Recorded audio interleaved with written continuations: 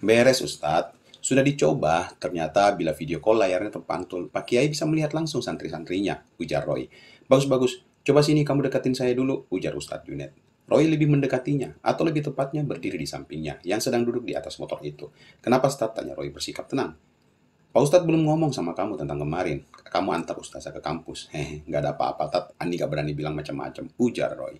Pak Ustadz memang mempercayai anak ini. Tentu Roy tidak akan mungkin cerita sorenya dengan Ustazah Ipah. Kok saya merasa kayak ada yang nggak beres?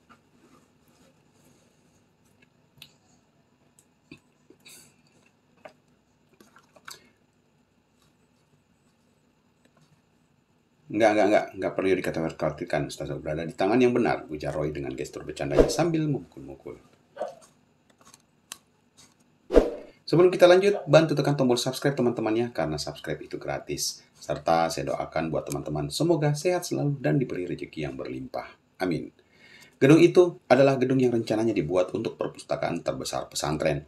Gedung itu berlantai 2, namun belum selesai. Tampilannya hanya berupa bangunan coran dan betonan biasa saja, belum ada cat atau ubin sama sekali. Sebetulnya, Pak Kiai sudah mulai membangun perpus itu dari setahun yang lalu. Namun karena masalah anggaran bangunan itu masih belum rapi hingga sekarang. Ngapain Ustazah di situ? Tanya Royhan. Itu tempat favorit nongkrongnya dari dulu. Katanya dia senang. Tempatnya adem, sepi, dan keadaan sekitar semua pesantren kelihatan dari situ. Oh, jawab Roy. Ia melihat wanita masih memakai mukena azhar tadi, sambil duduk di balkon perpustakaan yang belum jadi itu.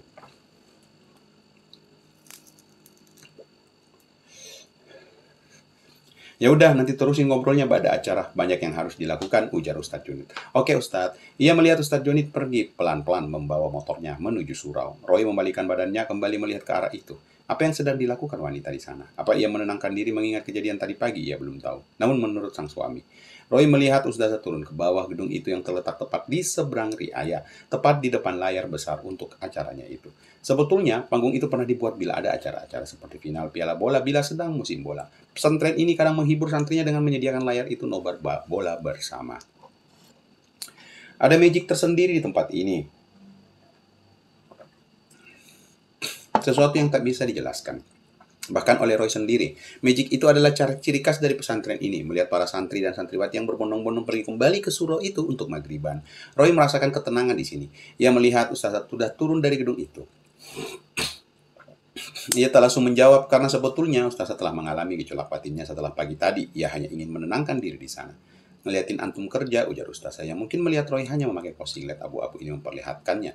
Ia memang terlihat berkeringat setelah hampir seharian penuh membantu para ustadz yang membuat panggung itu. Tugas dari Pak Ustadz, jawab Roy sambil tersenyum. Ia melihat wanita sangat cantik alami sore ini memakai mukena itu. Roy panggil Ustazah. Antum kelihatan tenang pas ngobrol sama Pak Ustadz tadi, ujar Ustazah pelan. Kalau aku udah gak mungkin tenang, lanjutnya. Tetap tenang, jawab Roy.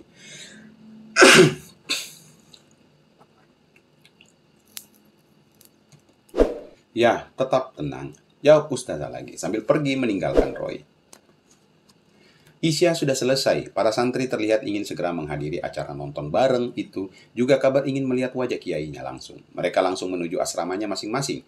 Setelah semuanya berkumpul, semua santri merapikan duduknya masing-masing. Juga para asatis dan ustazat yang sudah berkumpul di kursi yang sudah disediakan.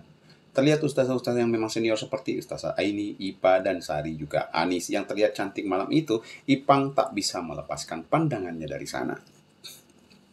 Sesuai arahan muridnya tadi, Ipa terlihat tenang-tenang saja, seolah tak terjadi apa-apa. Sementara sang suami, Junet terus memegang HP istrinya karena ia takut, atau mungkin berharap dalam tanda kutip, ada pria yang mencoba menelponnya. Satu persatu, meski acara sudah dimulai, Junet memeriksa keadaan HP istrinya setiap menit.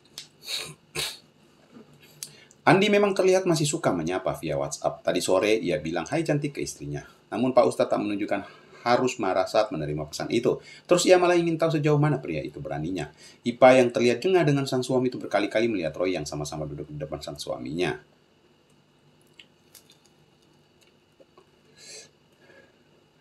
Ustazah melucu suaminya yang sibuk dengan HP istrinya itu dengan melakukan gerakan tangan mengetik pesan sambil bilang tanpa suara ke arah Roy. Roy sadar bila Pak Ustadz masih belum percaya Andi berhenti menggoda istrinya. Buktinya tadi sore ia mengirimkan pesan hai cantik, dari pesan itulah yang membuat Pak Ustadz pergi menemui Roy sore itu juga. Nampaknya setelah acara ini. Video call dari Pak Kiai dimulai. Seluruh santri riuh bersuara ketika melihat wajah kiainya itu. Ada yang teriak, ada pula yang menangis, ada pula ustazah yang menangis terutama ketika melihat ustazah Laila. Ya Allah, kangen, ujar mayoritas ustazah yang melihat istri kiainya itu. Sambil menanyakan kabar, Pak Kiai juga memberitahu bahwa sebentar lagi ia pulang. Juga memberi nasihat kepada para ustadznya agar terus mendidik santri-santrinya dengan benar. Selama nasihat Kiai itu, Junet tetap saja sibuk dengan HP istrinya. Bahkan setelah selesai sekalipun, Junet fokus dengan HP istrinya. Dengan mata, Roy menunjuk ke bawah, membimbing ustazah agar ia melihat ke bawah juga untuk melihat isyarat tangannya. Roy memberikan isyarat di samping sang suami. Ustazah menutup mulutnya.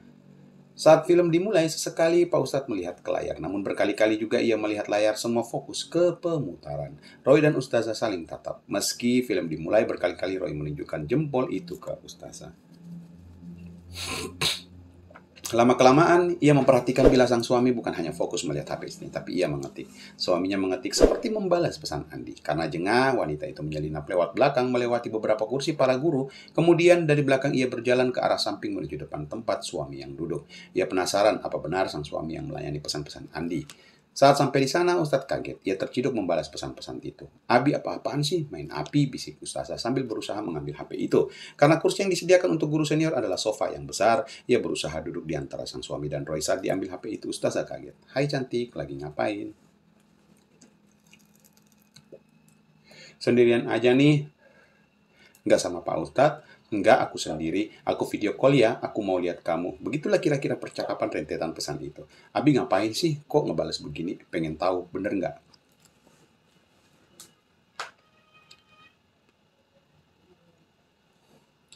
Benar apanya? Umi kan nggak pernah ngegubris. Itu mah Abi aja yang pacaran sama Andi, main api. Junet mengambil lagi HP yang dipegangnya. Semua para ustadz yang di belakang fokus ke layar lebar, tak fokus ke pembicaraan mereka. Ambilan Abi kopi, perintah Pak Ustadz. Ia terlihat tak mau diganggu menuntaskan keponya ke orang itu. Dan sebelum kita akhiri video ini, bantu tekan tombol subscribe, lalu like video ini, serta share ke sosial media teman-teman agar saya selalu semangat untuk mengupload cerita-cerita lain selanjutnya. Yang sudah melakukannya, saya ucapkan terima kasih, serta saya doakan semoga teman-teman sehat selalu dan diberi rezeki yang berlimpah. Amin.